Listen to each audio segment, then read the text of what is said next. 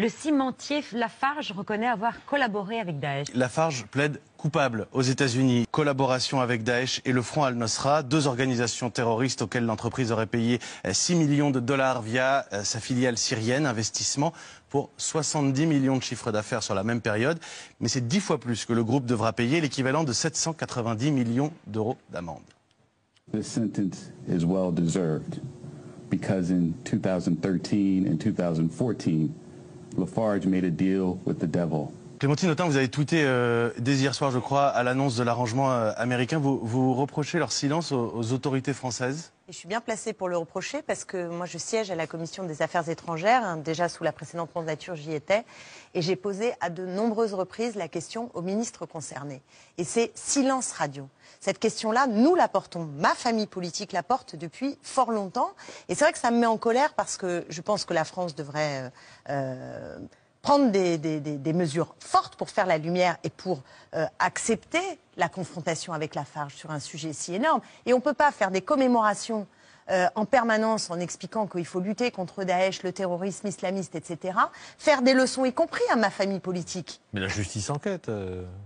Oui, mais la parole, certes la justice enquête, mais il y a plein de sujets sur lesquels la justice enquête et où il me semble que la parole de la France peut exister. La parole de ministre peut exister pour dire des choses. Voyez.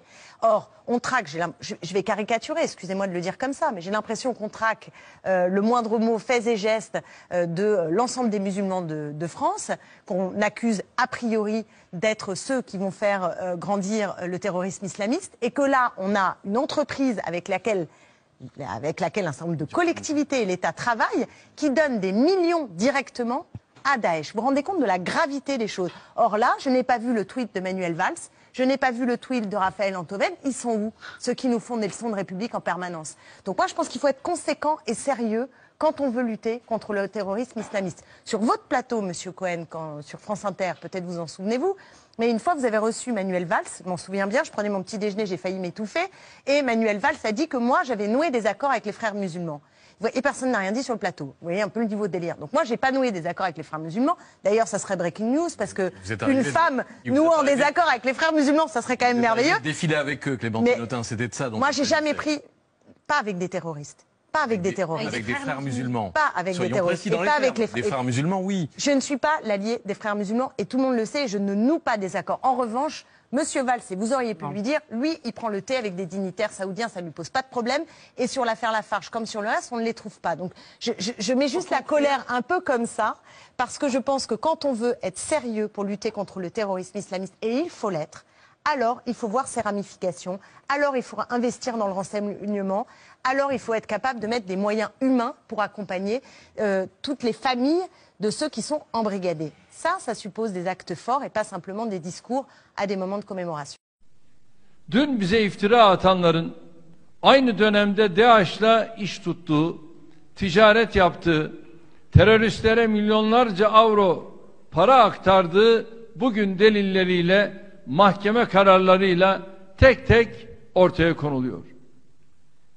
Şahsen kendim Lafarge denilen Fransız çimento devinin Suriye'nin kuzeyinde terör örgütlerine nasıl destek verdiğini, nasıl yardımcı olduğunu, onlara tüneller açmak suretiyle oralarda nasıl mikserlerle betonlar döktürdüğünü anlattığımda bunu Fransızlar anlamıyordu.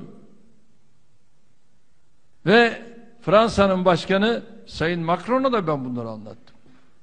Ama buyurun bak, şimdi Fransa parlamentosunda Macron'a Lafarge'in hesabını sordular. Ve şu anda Lafarge Fransa'nın gündemindeki en önemli konulardan biri haline geldi. Çünkü yalancının mumu yatsıya kadar yanar. Ve bu yalan tutmadı.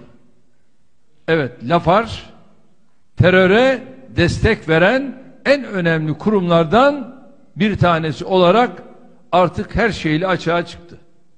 Monsieur le Président, je m'excuse vraiment de devoir prendre la parole parce que je pensais que la réunion était terminée. Je crois que je ne vais pas aller dans le détail pour répondre aux déclarations qui ont été faites par le représentant de la France. Mais je crois que sa prise de parole justifie encore une fois la session que le Mali a demandée pour pouvoir présenter ces éléments. Parce que nous n'avons pas eu l'occasion de pouvoir présenter ces éléments. Je souhaite maintenant que la France a commencé à répondre, qu'elle donne son accord pour que nous puissions avoir cette session où, dans les plus brefs délais, l'État malien amènera à la face du Conseil de sécurité, à la face du monde, des preuves concrètes et tangibles de ce que nous mettons en avant. Il y va de la crédibilité du Mali. Le Mali n'a pas fait ces déclarations à la légère. Nous savons qu'il s'agit d'actes et de déclarations extrêmement graves pour lesquelles nous mettons en jeu la responsabilité et la crédibilité de l'État malien. Donc je souhaite que la France soit maintenant porteur de cette demande pour cette réunion spéciale. Merci.